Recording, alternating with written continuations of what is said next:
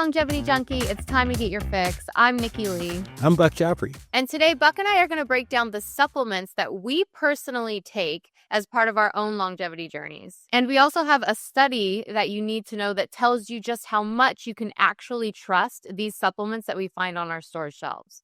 Buck, we have to catch up. I'm afraid to ask. I'm just, as you know, I'm kind of, like in sort of business hell these days. I'm in sort of real estate, and interest rates are really high and that kind of thing. So yeah, I've been totally stressed out. It's all good. But you know what it makes me think of, though? And I've been thinking about this a lot because in the last few weeks, I've been pretty not healthy, right? I've been not very, listen, it's all relative, right? Like when I just hear about what other people do, I still work out, but I don't feel like I'm not pushing it nearly as much. I'm just trying to make sure I do it. I'm not really watching what I eat that much. And I'm going for dessert because it takes some of the pain away. I hear you. You know what I mean? Yes.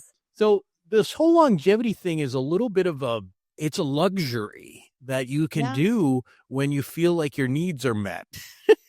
I hear you. Now, I am born a Catholic, I was born into the Catholic religion. And so, Ash Wednesday and having something for Lent, I still go to church every now and again because I like church. I like the messages and stuff. I kind of was oh, well, I'm Catholic. I have to give something up for Lent. And Ash Wednesday was not too long ago. So I was well, okay, I got to give up desserts. But of course, I go to my girlfriend's house and she made the best brownies I've ever had in my life.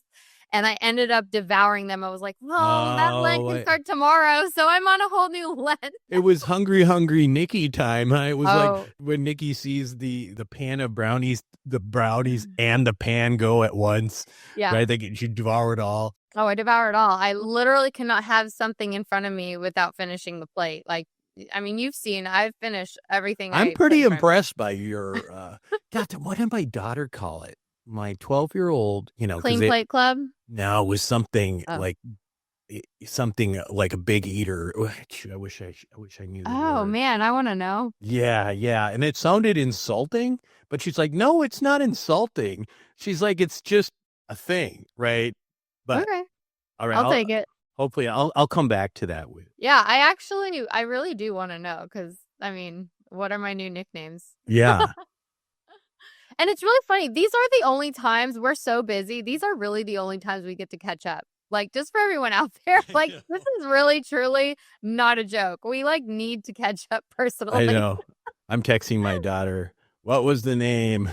She's 12, so it's, they have their own language. Oh, yeah, they have their own language, I'm sure. Like skibbity toilet and Riz. And what the fuck? I don't know. It's weird. Yeah. Yeah, you mentioned skibbity or something one time. I don't know. I'm literally out of the loop with it because I don't have kids or around them. I'll have to ask my friends' kids. Oh, here we go. She just sent me a big back. A big back? A big back, BACK. Okay, so not a Big Mac like McDonald's, but a Big Mac. No, a big That's back. somebody who eats a lot? Yeah, it's somebody who can take down a lot of food. Oh, well, I'm definitely Big Back. Yeah, and so does kind of sound. It sounds kind of insulting, doesn't it? Kind of I think of Baby Got Back. I think of that song. That's what I thought. All right, there you go. So you are a big back, I guess. I'm a big back. You're a big back. She called me a big back too, but listen, I've always. Well, you're way taller. I'm 6'4" and 220 pounds. I gotta be the bigger back than you. We would hope so, right? Although I don't know. I saw you in Colombia actually. Yeah. Yeah, that was impressive. Oh, how much I ate? Yeah. Impressive. I'm not joking. I'm a big back. I can put it down. Anyway, all right. Well, let's move on here. All right. We're going to talk about this study.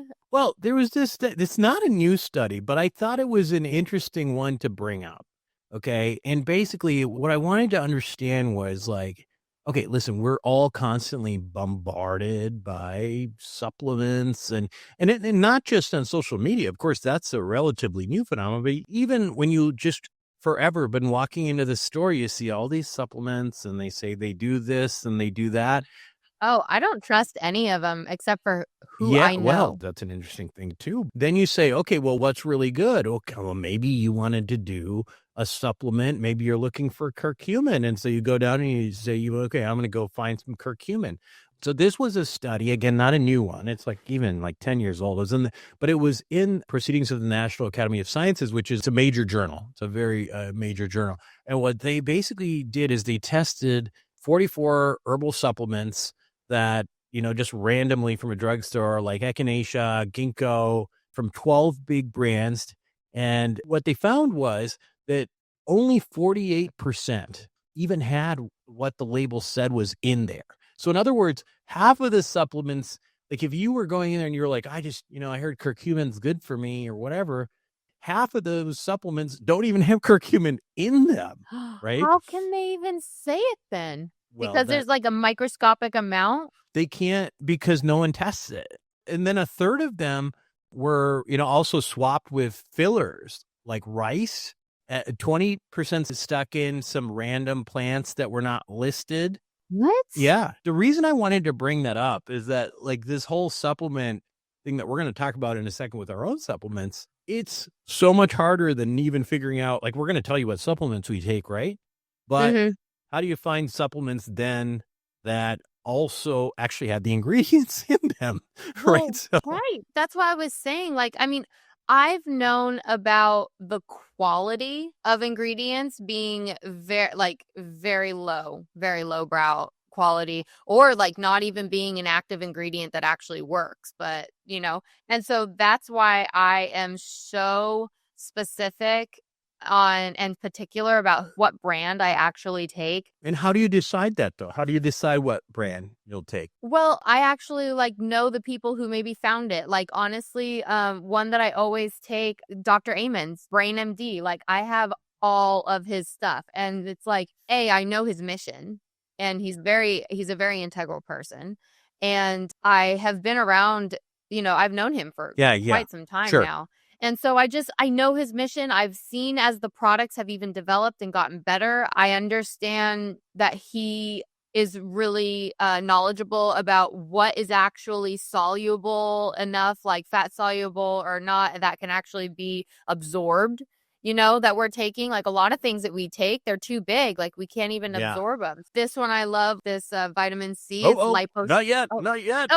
Okay. I just love that there's like liposomal ones and things like that. So it's just, I just know the people that are doing it, and their mission has always been stemmed in their own health, which is also another thing that like, that's kind of how we got started here. We really care about our health and our knowledge and our passion. We want to help people like not be tricked by all of these just kind of trends, if you will. So I'll plug another company that we don't have any connection to. I use consumerlabs.com. I think it's a paid thing for like, I don't know, it's not expensive, like $10 a month or something. They send some newsletters and stuff periodically as well. But one of the reasons I got it is that they review all of these actual supplements by company. So if you want to say you wanted to start taking NR, right, which is one of the things we'll talk about today, they'll have an entire list of reviewed products on NR, and they'll actually tell you this one had 99% of what it said it had. This is, and so on and so forth. So I can highly recommend that. So that's certainly one way to do it. And I also, I do also look at some of the products based on whose company it is. Like, for example, our friend, Charlie Brenner. Go back and listen to Charlie Brenner. That guy is not going to let his name go on a product that is not really good. So exactly. So things like that, like, right. We know credible people who really care about their name. And that's why I'm very particular about it. And but do check out I think it's Consumer Lab. Consumer Labs. I just looked it up. That's awesome. Consumerlabs.com. And I've used that for, I think most of the products we'll talk about today. I chose them based on the ranking from Consumer Labs. So, all right, we're going to take a quick break. And when we come back, we'll reveal the supplements that Buck and I take to stay young. Welcome back to Longevity Junkie. Time for our supplement reveal, and it's the breakdown.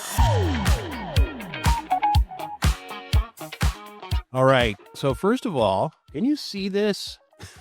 It's like your your grandpa's Buick is what this is. I love it. I mean, like, this thing's huge. How can I show you in terms of my head? Okay. It's as big as my head. You're like, it's as big as an encyclopedia, like the big encyclopedias. Right. Okay. Well, I just wanted to show you the Buick. I love the Buick. I remember going over to your house and seeing that and being like, you were impressed. That's the biggest pillbox. I'm like, how the hell did you find that? I actually have been looking for things like that big, but I just end up having an entire travel makeup kit that I individually Ziploc or whatever every little dosage. Yeah. It gets nuts. It takes me hours to go traveling because I have to, or hours to pack for a travel trip. It's like obnoxious. Okay, so the problem is that people are on social media, they're getting bombarded by supplement ads. Yeah. And honestly, it's one of my pet peeves from influencers because they sit there and a lot of times they bash big pharma, which of course everybody's bashing big pharma, but then they turn around and offer their own supplements at a huge markup. And a lot of it's BS and, and the explanations for them are inadequate. So what I suggest that you might consider doing, or anybody consider doing, is that if you're going to even plan on taking a supplements, that you actually have a specific reason for each supplement that you take, which sounds very basic, right? But one way you could do this, and the way I do it, is to think about the major processes that we believe are involved in the aging process in the first place, and then figure out what are you taking or what you could take to potentially combat each one of those processes. Step one. Yes. In the major processes for aging, mitochondrial breakdown. Okay, mitochondria. We've heard that term a bunch of times. They are the powerhouses of the cells. Yep.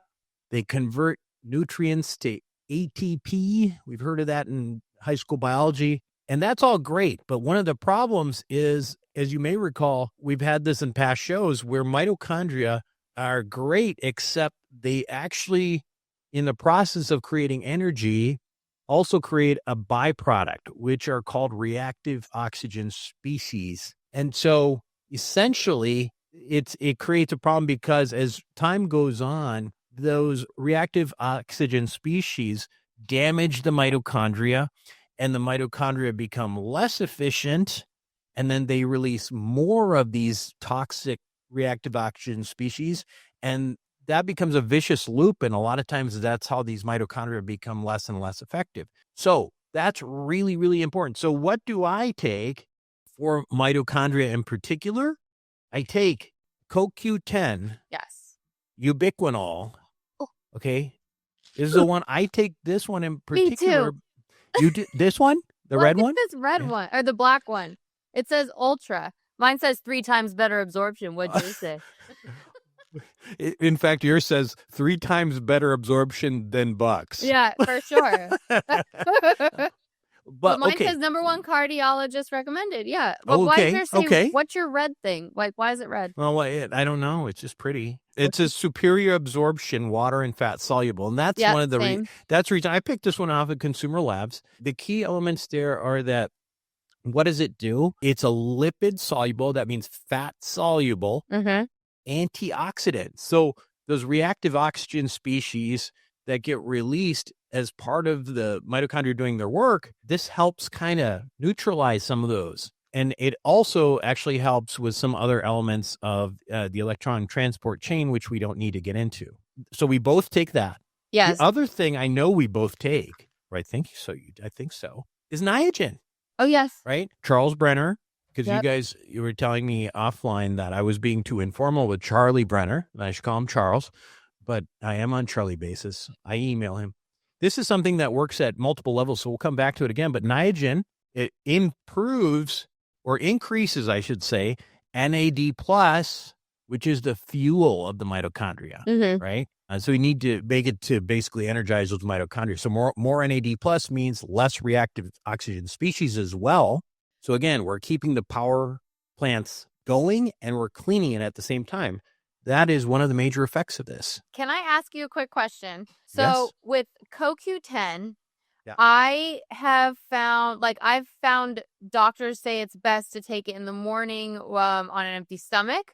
I have also asked ChatGPT, and they tell me it's best to take it in the evening with dinner. So I'm like, when do you take it? Yeah, that's a good question. So the reason they're saying, I more agree with Chat here, my friend Chat. And the reason is because one of the issues with this medication, CoQ10 in general, is it's hard to absorb from your gut. And it makes it easier to absorb if there's some fats around. Okay. So I don't know about the evening part, but I think people just presume we're going to have more fat in your dinner. Right. So yeah. Okay. I'll tell you what I do, actually, which is I take it with a bunch of other supplements in the morning with a sip of olive oil. Yes. Good job. Because the olive oil, in this situation with the olive oil, what I'm trying to do, olive oil has a lot of great things, but in this situation, it's helping to absorb these medications that are quote unquote fat soluble. In other words, they need fats to get absorbed. So that's what I do there. Yeah. I love that you said that with the olive oil, because Brian Johnson, which I don't know if a lot of people know him, but he's like the most measured man in the world. He's, kind of a tech millionaire, billionaire who now puts all his money into basically trying to not die. His slogan is "Don't die." So he's all about longevity. But the thing is that he puts all his stuff out, right? Like he puts all the supplements he's ever taken as he's evolved, and he's measured by doctors and all this. And he would always say to take a shot of olive oil a day. I just thought it was kind of probably good for you. And yes, healthy fats are amazing for your body. But I love hearing that it's also kind of like a vehicle for our supplements. I didn't think of it that way. But knowing that, Brian has all these doctors around him all the time, it just kind of solidifies what he's also saying, which is great. Oh, hey, one other thing. Back to Niagen, which we both take. If you remember, there's been this question about Niagen, or I should say NR, which is versus NMN. The thing is that they both raise NAD, but the reason I ended up using Niagen instead was Charlie Brenner made a pretty compelling argument. If you go back and listen to our episode, and even suggested that there may be some negative repercussions of taking NMN. So he convinced me. He's a smart guy. He's basically the guy who discovered this entire pathway. So right. He was saying with True Niagen, we were talking about niacin too, right? Yeah, niacin's a little bit, it's a similar product. And I think with niacin, you can theoretically raise NAD as well, but it's not in the direct pathway. Okay. It can just kind of help out. Because I know I have this, and I have niacin in my huge cupboard of supplements. But that's the problem though, right? This is one of the things I think I've been trying to do, is trying to cut out supplements because I have too many. Sure. Oh my God. So, and this is what I'm trying to help with. Because do you really need all these things? Well, so for example, we'll get to senescence. Do you need 3 different drugs that cause senescence? Probably not, right? Anyway, so next drug also in the mitochondrial world, taurine. Oh, yeah. Taurine. Okay, so taurine is what you find in energy drinks. Okay, crazy, right? It's like in Monster and all that. But it's also big in meat and fish too. And so there was a study that in 2023 that was kind of a big deal. They showed in mice, and also, I think they also showed in multiple other species actually, that mice that once they got to middle age, when they started supplementing with taurine, comparing them to those that were not, they lived for 10 to 12% longer, which is quite a bit, 10 to 12% longer. And those mice that actually live longer, they actually looked younger too. So it was a very, very interesting study. We got some hot mice on our hands too. It could be. The other thing, the other reason that I feel good about taurine is this was the only other supplement that Charles Brenner believed possibly could help. Was taurine? Yeah. Okay. I feel like I've seen it in like ingredients, like when you have multiple ingredients in one of Monster drinks. Well, yeah, but I'm not taking that. So Yeah. I just mean in one of my supplements, but I don't have a straight taurine, so that's good. So those were all for mitochondria. Do you have any other mitochondria stuff? I mean, wait, did you say you had vitamin C? Uh-huh. Well, it's an antioxidant, right? So that's one of the things that could potentially help with reducing those reactive oxygen species. Oh, yeah. I mean, I'm in love with my vitamin C. So this is NeuroC. I don't know if you can. It's by Brain MD, and it's delicious. Like, it's actually this like vanilla. You mean you've been like actually tasting it? Yeah. So it's a citrus vanilla. It's like basically like a creamsicle flavor.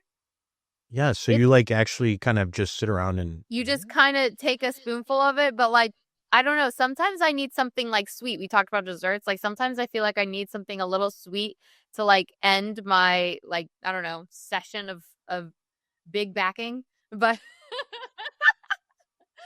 and so this is just like the perfect thing to take. And there is no sugar in it, but it is very sweet and amazing. And it's liposomal. Are you sure there's no sugar? Literally no sugar. No Total added sugar. 0 gram. No.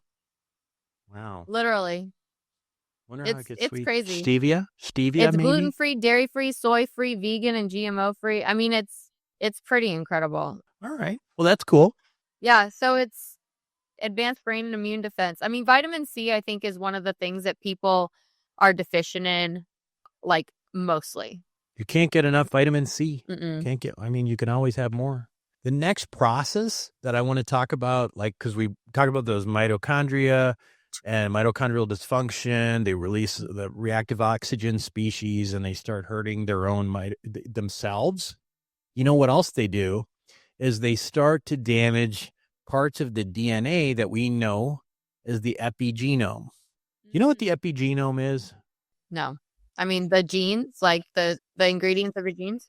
The reason I brought this up is because it's probably one of the most bastardized terms in the space, because everybody's like, oh, in the epigenome, and they have no idea what they're talking about. So so back in the day when I was learning, gene expression. So basically what happens is you've got genes, but on your chromosomes you have gene, and then you have a bunch of other. Do you remember what they look like? It's like ACTG, those kinds of, these molecules, and they code for a gene. But then the gene will end, but then the code will continue. And you're like, what is that garbage code? We used to think it was just garbage, right? Until you got to the next gene, just filler DNA that was coding for nothing. But what we realized is over the last, couple decades is that stuff is really important. It's called the epigenome, and that's the thing that allows the DNA to fold in certain ways and ultimately decide what each cell is going to do. Because remember, every one of your cells, whether it's a liver cell or brain cell, has the same DNA in it. How do you determine which genes to turn on to turn it into a brain cell or a liver cell? That's the epigenome. Okay. Right? Now, what happens is that over time, with some of this damage, for example, from reactive oxygen species, mitochondrial dysfunction, you start to lose some of the clarity of which genes the particular cell is going to express. So, in other words, it becomes a lot less clear if a cell is a liver cell or a cell is a brain cell. And David Sinclair called this entire phenomena loss of information. And he actually believes, and some people do believe, that in itself is aging. That is the aging process. When cells become less crisp in terms of recognizing who they are, they become less like a liver cell, slightly less like a liver cell. That means you're aging. And so that whole concept is called epigenetic drift. Okay. Is that clear? Because that needs to be clear. And if I'm not explaining it well and you're not understanding it, then I'm not explaining it well here. I feel like I understand what you're saying. Okay. Okay, good. What can we do then to potentially fight against epigenetic drift. Once again, I've got Niagen. This is another one of the, that same drug that we just talked about, Charles Brenner, that increase in NAD wakes up a certain class of genes called sirtuins. And those sirtuins basically help fix the epigenome, keep it nice and clear, keep that instruction manual clear. Is it magnesium required for ATP production as well? Magnesium is huge in a lot of different processes. Things, right? Yeah, it's like, I'm glad you mentioned that because where's my magnesium? No wonder I've been feeling awful. Oh my God, seriously, like that's honestly, there are like a handful of the top most deficient like vitamins or supplements in a person is that from what I've researched is vitamin C, magnesium, fish oil because of the omega with the omega-3s, and there's some other one, but those for sure are like the top ones that people are usually deficient in. So I use this one by Activation Products. It's called Ease, and it's a topical. You spray it, and it's amazing. And it's, again, by somebody, it says it contains the purest, fastest acting form of bioavailable magnesium. So you just spray it on top. And I know the guy who literally created this line, Activation Products, and he is dedicating legitimately his entire life to like making sure he finds the top sources of any of his products, and just making sure that they're all like bioavailable, liposomal, like they can actually be absorbed and everything. This is my favorite thing for magnesium. I take Magtine, which is magnesium 3-8. Yeah, and the other magnesium is good too, but the magnesium 3-8, that one actually goes through the blood-brain barrier, so it's important for the brain. The other types of magnesium do not go through the blood-brain barrier, and it's important because it actually helps to boost memory and cognition. Yeah, no, so definitely and good sleep. Yeah. So well, that's definitely magnesium 3-8. So I don't know, like you'll have many brands of that, but Magtine is the one I use. But getting back to epigenetic drift, the other thing you mentioned that also happens to help with that epigenetic drift phenomena is vitamin D3. Yes, and I love taking it with K2, and I have this with Brain MD as well. Yeah, so vitamin D3 with K2, because D3 basically tweaks gene signals to stop them drifting off course. K2 is really important too, because at the same time what it does, it shuttles calcium where it belongs. So vitamin 3, K2. Now, with saying that, having it shuttle calcium, does that mean that they should also take a calcium supplement as well along with it? Not necessarily. Because some people are deficient in calcium too. Yeah. By the way, in determining like how much vitamin D to take, I think, because the problem with the vitamin D is like you also don't want to overtake it either, because it is fat soluble, so it'll stick around in your fat if you're taking too much. So how do you know how much to take? Like, make sure you get your blood tested. And I liked the idea of it being in the top quarter of normal. In other words, you'll have like a low range and a high range or whatever. I like it to be like somewhere between right in the middle and high range. So in order to get there, it takes me 10,000 units per day of vitamin D3. And for somebody completely different, it could be, it could be 5,000 units or nothing, Yeah, that's interesting. Okay, zombie cells. Okay, let's talk about zombie cells, because that's the third process that I after mitochondria, after epigenetic drift, I think about cellular senescence. So what is cellular senescence? Do you remember that one?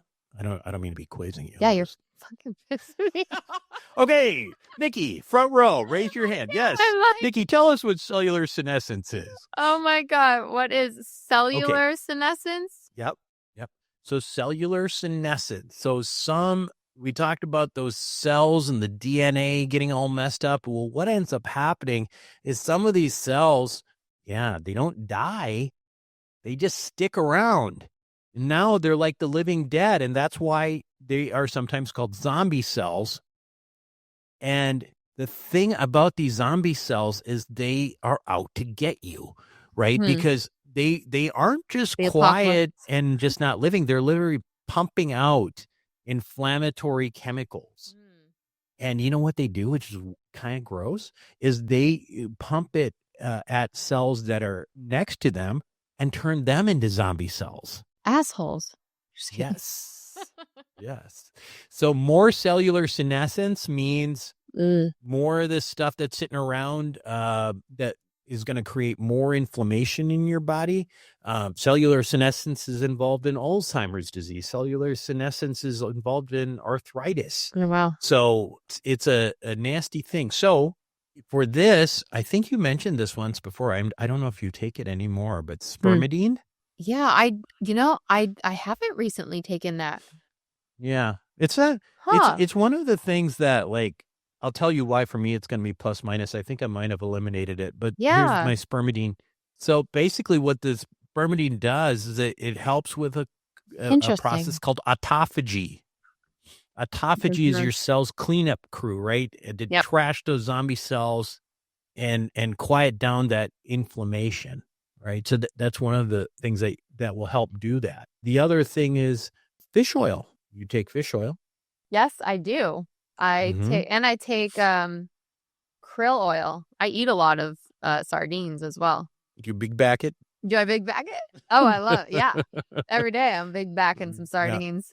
Yeah.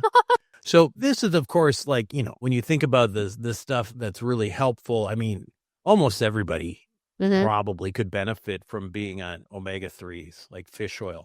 Oh, yeah.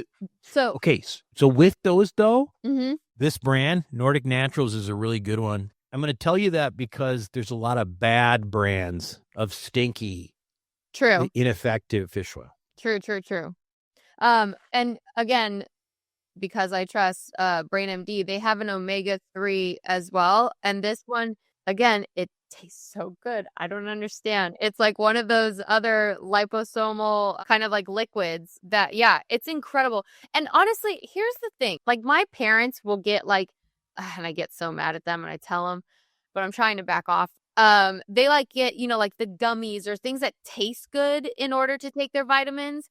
And look, I mean, I'm like, you're not friggin' 3 years old. We don't need. Well, kind of sounds like you too, though, a little bit right now. But, yes, but I'm not getting the sugar. I'm making sure there's no sugar, right? And so it just drives me nuts. So it's like, if you need that, right? If you want to kind of look forward to your, I don't know, I guess tasting your vitamins or not, that's another reason why these are so amazing. Or if you have kids, right? If you have kids and you want them to make sure that they have their vitamin C or their omega-3s and things like that, like maybe they don't like, maybe they don't want to take fish oil, or they don't want to take or want to eat the types of foods that have the heavy omega-3s and stuff like fish and like sardines or something. This is an incredible product that just allows you to enjoy it and get all like your omega-3s. Yeah, by the way, just going back to like the function of these things, the omega-3s, vitamin D, adequate vitamin D and magnesium are incredibly helpful for brain health. Oh, yes. So they again, a lot of these have multiple effects, but for brain, the one other drug I will take or one other medication that I take for brain health is something called cocoflavanols. I take something called Cocovia, which is actually proven to help with some cognitive. There's some studies. I shouldn't say it's proven. There's studies showing that it helps with memory and stuff like that. Yeah, on omega-3s does a lot. Brain health, heart health, even like our organs, like it's across the board, like just kind of a well-being addition for lifespan. The big hitter on the cellular senescence front, and this actually has, a lot of huge amount of research behind it, and it's not just cellular senescence. There's a bunch of things it does. It's a prescription drug. We've talked about it before. Rapamycin. Are you about to say, rapamycin? Yeah. So rapamycin is this drug that was actually found Easter Island in the 60s.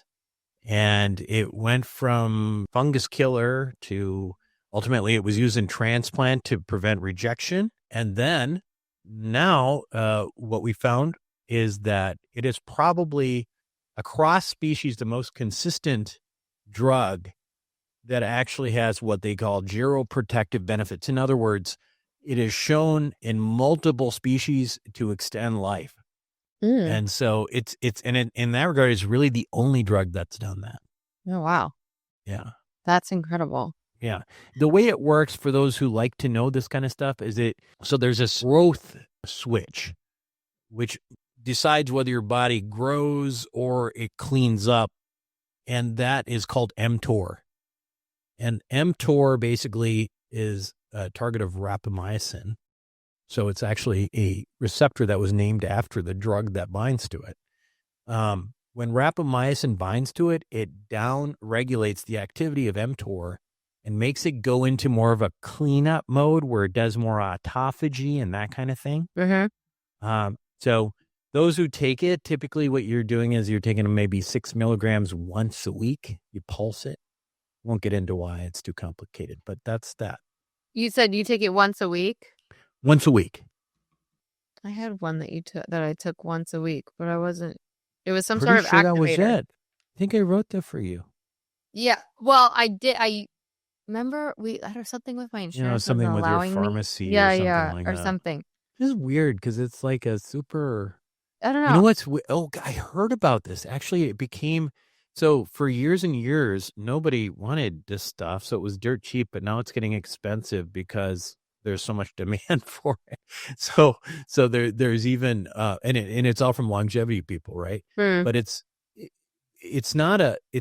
actually still relatively cheap though, because of the fact that nobody has a patent on it. It's been around since the 60s. So so I have because you said once a week, and there's only like one thing that says for me to take it once a week, and it's this senolytic activator. Yeah. So, is it? Wait. So what? Did you get it as a prescription? No, it's by Life Extension. It says advanced biocuceratin, bioflavin. Oh, these are horrible right now. Flavanols, all that. Yeah. Apigenin? Is that a thing? I don't know. There's so I think though, I don't know why you would take that once a week, but the reason for taking rapamycin once a week has more to do with some of the negative stuff that it does if it's taken more often. Oh, okay. Got it. Yeah. And what about, because we're talking about like brain health and performance and energy, mitochondria and all that. What about creatine? Yeah. Yeah. Creatine's a really, really good one for brain health and cognition. I forgot to mention that. And the reason I forgot to mention it, because it doesn't sit in here, and I was just looking at this, I actually put it in my coffee in the morning. Yeah. Yeah. So 5 grams. 5 grams. That's exactly what this one scoop is. And it, again, is it's called Smart Creatine by, again, Brain MD. And it's just, I just love it so much. Honestly, I've felt so much, even like for fitness, like it's really good for not only your body, but also your mind. So it's really good around fitness. And it's interesting because I feel like I only hear about creatine when I hear workout or fitness people talk about like it with the supplements that they want to take with the proteins and all that. But it's really amazing for your brain health. Yep. Too. For sure. Yeah. Yep. That's kind of a new thing, but it definitely has a lot of good studies behind that. Yeah, I love Smart Creatine. So far we've addressed mitochondrial breakdown, we've epigenetic drift, zombie cells, cellular senescence, and of course the last major category that I think of when I think about things to try to intervene in the aging process is those things that, again, decrease inflammation, right? Because remember, those zombie cells, they are sparking a lot of endless chronic inflammation. And inflammation, some people in the aging space call it inflammaging because it is it's kind of like a very typical thing you see in aging species is lots of inflammation. Yep. Right. So what do you do? Well, we already talked about fish oil, omega-3s, and some of the stuff that you're doing with krill oil and all that. The other things that I take there are, I take curcumin. Do you take curcumin? Not as one thing and not consistently. I know I don't. But I know it's like in some of the things that I have taken. But turmeric, curcumin's curcumin. amazing. Let me see what you said. Show me again. Okay. Okay. Yeah. Turmeric, curcumin. The one I'm using here is from A1 Vitality. I must have looked that up on Consumer Labs. The other things I take a baby aspirin. I've all heard how that decreases inflammation, good for your heart. So I take an 81 milligram Enteric coated aspirin. I take the aka Ecotrin. And the reason that Enteric coated means it's coated for the gut, so it doesn't over time erode into an ulcer. Yeah. So I take that. What about glutathione or NAC? Yeah. So glutathione is often called sort of a master antioxidant. And again, remember those reactive oxygen species really helps to sort of absorb those reactive oxygen species. Yeah, absolutely. It's absolutely worthwhile to take. Vitamin C also does the same thing. It's an antioxidant. I actually used to take glutathione, but again, I was just trying to like cut down on my Buick size. I was trying to like. The other problem though, Nikki, with glutathione though, is it's really hard to absorb. And so, I think that's one of the reasons I stopped taking it, because I wasn't convinced that any of it was getting inside like looking of me. Something up, and it said glutathione or NAC. And so I take NAC. I'm not sure what NAC is. Acetylcysteine. Oh, acetylcysteine. Yeah, exactly. Okay, N-Acetylcysteine. That's what it is. N-Acetylcysteine. For the antioxidants and stuff like that, which is another. Yeah, more antioxidants. So that's kind of like my list of stuff just for, when you think about those 4 major cellular processes for aging. And actually, can you say those in? So the first one was the mitochondrial breakdown, right? And then. Yeah, I think of, mitochondrial breakdown. And then I think of epigenetic drift. And then I think of cellular senescence. The zombie cell. And then inflammation or inflammaging. So I think those, when you break down like the big areas in basic science where like people are looking at aging animals and saying, okay, these are the like areas where we might be able to intervene. Those are the areas. Got it. That's great. And then and then we go on to really just kind of what you need to take. Just random stuff. Yeah, but also just kind of what you need to take like daily. Like what do you need to have? Like, because a lot of people don't have this isn't enough. Diet. Well, it's really great, but like it's really important to take like daily Cialis. Exactly. Well, like like a liposomal, like B complex multivitamin. Like people really need to take that. Like I don't think people understand. Yeah. Okay, so I will say that especially some people, and I didn't pull that one out because I didn't think it was necessary. I didn't want to like keep going on and on and on. Well, we're on a different category now. We're on a different. I take one called Methyl Protect. Oh. Has methylated B vitamins. And I talked about this once before on the show that I actually have a genetic mutation. I knew there was something off about you. Yeah, I know. There's a lot wrong with me. You're fine. A genetic mutation in a gene called the MTHFR gene. And what results in, it allows the pathway when you have a problem with that gene, it increases the amount of homocysteine in your blood. Now, that's not good because homocysteine increases in your blood can mean increased risk of cardiovascular disease, Alzheimer's disease, a bunch of stuff. As it turned out, in order to compensate for that mutation, all I have to do is take a methylated B vitamin. Oh, that's wonderful. That's what I do. So I take Methyl Protect. And I bring that up in part because even though it's a genetic mutation, I've discovered that 1/3 of the population has this genetic mutation. Yeah. So it's one of those easy fixes. Very, very easy fix. Just take a B vitamin. So if in doubt, take a methyl B. So in mine, it says multivitamin. It says methylated folate and methylated B12. There you go. Yeah. But in mine, it says liposomal B complex multivitamin, which I think that really matters, the liposomal part, like for the absorption. Well, part. It matters for absorption. Yeah. Right. Yeah. Yeah. But I mean, again, like we were saying, there's a bunch of products out there that will be like, oh, here's vitamins. And people go, oh, okay, great. Maybe they're attracted to the label, the color, the style or whatever, thinking like that it looks more, expensive or looks more credible or whatever. And they're not able to really absorb it. And so Right. I feel like having these, liposomal types of vitamins is actually more important for people to kind of look for, at least a little bit. Yeah, I think it's a good idea. I mean, especially it's a fat soluble. What else do you have? I mean, I'm kind of open at this point. I'm flexible. I showed you my daily Cialis, and that of course, if you go back to our show, what was the urologist name that you guys went crazy together? Oh, Ashley Winters. Ashley Winters, yeah, I love her. and she talked about how, any man over the age of 40, she thought should be on a low dose daily Cialis, which is an erectile dysfunction drug, as a preventative tool. Basically, the idea being is, continuing to make sure you got adequate blood flow in there, because if you don't, over time, you could end up with more problems that you don't currently have.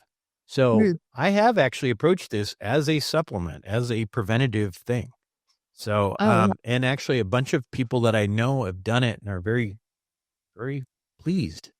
Yeah. Cause you were even thinking about taking it, right? And she said, didn't she say for women too? Didn't she say? Yeah, she said for everyone. Yeah. I mean, because it helps with blood flow and we all have to have optimal blood flow. Like it's not, doesn't really matter. Male or female. I mean, blood flow we need that. So yeah, male and female. What else do you take that might not be mentioned yet? Might not have mentioned. I take Perfect Iodine. I take iodine. Okay. Why? Honestly, because I know it's really good for balancing our hormones. It's good for antibacterial, antiviral properties. So for immunity. It's also really good at eliminating toxins with heavy metals and fluoride and things like that. And so there's a lot. People don't realize how much we consume heavy metals in things they wouldn't even think about. Like, for example, honestly, you go to Starbucks every day probably, and you get, your hot coffee. Well, that runs through metal. And that drains into our coffees and into our hot drinks when they go through these machines. And it's used so much that we get more of the heavy metals than what we would get like if we were just at home. And there's a lot more people getting, tests that show either mold or heavy metal toxins. And I think that's another reason, or that's why I take like Perfect Iodine. The reason that I've known people to take iodine in the past mostly has to do with thyroid dysfunction. That's another one. Yeah. Also dry skin or hair loss, brittle nails. So I don't know, maybe guys, if you're balding out there, like step up your iodine. Yeah. Yeah, that's not one I take, but yeah, interesting. Anything else? Well, an adaptogen is really important to take, I think, because of I feel like we're all always so stressed the hell out. So what is your adaptogen? Do you know?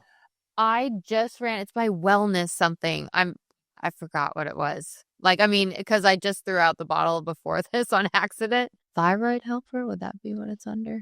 I would think it probably has more to do with recovery and low stress, that kind of stuff. That's basically what ashwagandha does. It reduces cortisol, stress-related anxiety. It might support thyroid function to a certain degree, maybe testosterone. So something that I take that I love that is that has ashwagandha in it. It also has a little bit of magnesium and some L-theanine is, again, by BrainMD. It's called Calm My Brain. And I was going through some intense stress and Dr. Amen was like, why don't you try taking this in the morning, just take it with your breakfast or whatever. And it worked so well, to the point where I noticed 100% when I was traveling and I didn't have enough, or maybe I ran out, this helped me it's fast acting and it helps me with my anxiousness and just kind of you just needing to do something. So, and it's called Calm My Brain. And it could be the ashwagandha in there. Love it. Sounds like it's in it. It's ashwagandha root extract. Yeah. So that actually has a fair amount of a fair amount of data behind it. Seems to help with reducing stress, decreasing cortisol, that kind of thing. So, Yeah, ashwagandha is really, that's a good one too, for sure. We have so many that we're taking, and also like people aren't really well versed and educated on maybe what can go, like what you would take at breakfast time, what you would take together. And also, is there something where maybe they cancel each other out if you take too many at the same time? Because I know me, I take sometimes a handful, and I just like, take a handful of vitamins, and I don't know if there's something that it's actually a really good question. I don't know if it's canceling out as much as what I worry about, and why. What I worry about is a couple things. First of all, is sometimes certain medications, certain drugs have poor interaction, right? They can actually cause a negative effect. And what I try to do whenever I, take medications or supplements is I try to do a quick search to see if there's negative interactions. It's a real thing, right? Yeah. The other thing to be careful of, and I think sometimes you'll have, these supplements like you have that are brands, but you don't necessarily know exactly what's in them. So you can have a situation where you're taking something and then you added another supplement that basically doubles or triples the amount of that original substance that you had. So for that reason, I tend to, unless you're going to be very careful to make sure you know exactly how much of each you're getting from each bottle. Right. I like to kind of do them separately myself, because that way I know kind of exactly how much I'm getting. Now, of course, if there are situations where, it's more efficient to take something that has, a very common one is, for example, I don't take either one, but quercetin and fisetin often come as a complex. And so if you're going to take something with quercetin and fisetin, you want to make sure if something else has quercetin and fisetin in it, that you're aware that you're taking even more of it. Because remember, the fallacy, I think, in the world of supplements is that they're necessarily safer than pharmaceuticals. They're not. In fact, they're not safer because anything that changes the function of the body is essentially some kind of a pharmaceutical, right? The only difference is one is being wrapped up and sold by a company and one is not. The supplements, we like to think of them as natural, but there is a chemical ingredient that's altering the body, and therefore they're not a whole lot different from what medications do. The big difference with supplements, as we understood from our original segment, is they're not controlled. So and that is a risky endeavor, because all of a sudden you don't know exactly what you're getting yourself into. So I guess my last piece of advice on this is to be very careful and don't just start layering on more and more and more supplements because you hear about them, because you could get yourself in trouble. Yeah, I definitely agree with that. That's so great to know, because we hear all these trends about different, supplements and things, and we're like, oh, okay, yeah, I'll add that too. And just people not going over the ingredients or understanding that you can overdose basically, but not really know that your body is having an opposite effect that you really want, for sure.